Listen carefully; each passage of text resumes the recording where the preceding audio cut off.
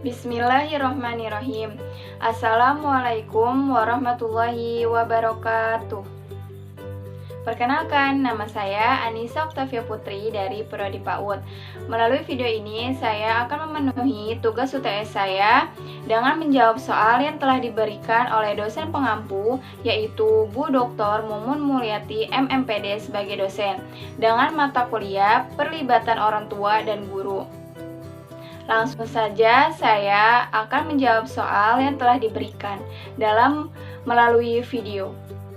Yang pertama yaitu apa saja yang menjadi sumber belajar? Jelaskan.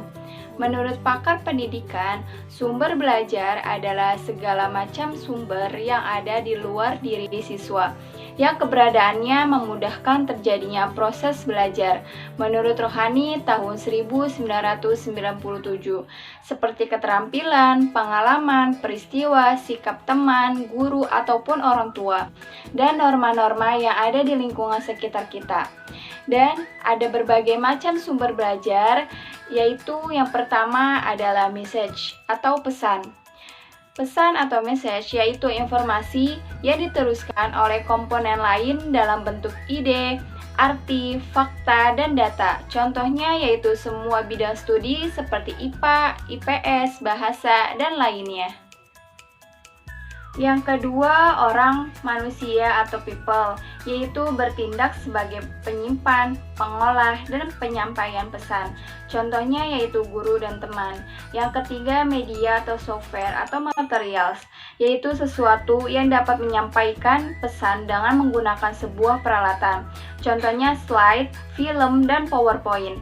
Yang keempat, peralatan hardware atau device, yaitu sebuah benda atau perangkat keras yang membantu atau menjadi perantara dalam menyampaikan pesan melalui media software dalam proses belajar mengajar. Contohnya yaitu laptop, komputer, dan proyektor. Yang kelima, teknik, metode, atau teknik, yaitu prosedur rutin atau acuan yang disiapkan agar dapat menggunakan bahan, peralatan, dan lingkungan. Contohnya pengajaran dalam bantuan komputer. Yang keenam, lingkungan atau setting, yaitu tempat atau lingkungan di sekitar, di mana pesan yang disampaikan tersebut diterima. Contohnya gedung sekolah, laboratorium, dan lain-lainnya. Pertanyaan kedua, yaitu mengapa orang tua dan guru harus terlibat dalam kegiatan pendidikan anak? Jelaskan. Karena dengan adanya kerjasama orang tua dengan guru maupun pihak sekolah sangatlah diperlukan dalam perkembangan peserta didik, terutama usia anak sekolah dasar yang masih perlu diperhatikan yang khusus dari orang tua dan guru. Guru perlu mengenai peserta didiknya secara spesifik agar pengajaran yang dilakukan tepat sasaran. Yang ketiga, orang tua dan guru masing-masing mempunyai tugas dan tanggung jawab untuk anak dan anak didiknya. Coba jelaskan tugas apa saja yang harus diterapkan oleh seorang guru dan tugas apa saja yang harus diemban sebagai orang tua. Jelaskan. Tugas guru adalah menjaga, mengarahkan, dan membimbing agar siswa tumbuh dan berkembang sesuai dengan potensi, minat, dan bakatnya. Guru sebagai motivator proses pembelajaran akan berhasil manakala siswa memiliki motivasi dalam belajar.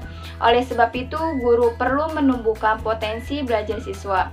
Dan yang harus diembani bagi orang tua kepada anak yaitu mendidik anaknya dengan baik dan mengajarkan hal-hal baik pada anaknya, mengajarkan agama, sifat bertanggung jawab, baik, dan sebisa mungkin menjaga anaknya agar tetap berada di jalan yang baik.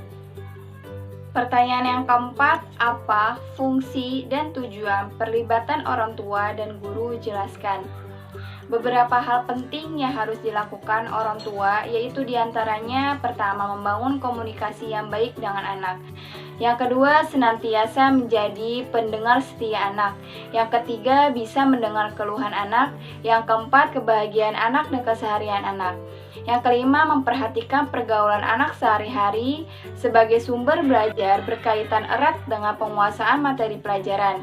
Kita bisa menilai baik atau tidaknya seorang guru hanya dari penguasaan materi pelajaran, sehingga guru berperan benar-benar sebagai sumber belajar bagi anak didiknya. Pertanyaan yang kelima, anak mempunyai hak dalam pendidikan. Hak-hak apa saja yang harus didapat oleh anak? Jelaskan. Yang pertama yaitu hak mendapat pelajaran. Yang kedua yaitu hak mematuhi aturan sekolah. Yang ketiga yaitu hak mendapat perlakuan sama dari guru. Yang keempat, hak bermain di sekolah. Yang kelima, hak mendapat tempat yang bersih. Yang keenam, hak berteman dengan siapa saja. Yang ketujuh, hak merasa aman dan dilindungi. Yang kedelapan, hak bertanya dan memberi pendapat. Itu saja yang bisa saya tampilkan dalam menjawab soal yang telah diberikan oleh dosen pengampu yaitu Bu Dr. Mumun Mulyati MMPD sebagai dosen dengan mata kuliah Perlibatan Orang Tua dan Guru. Kurang lebihnya mohon maaf. Wassalamualaikum warahmatullahi wabarakatuh.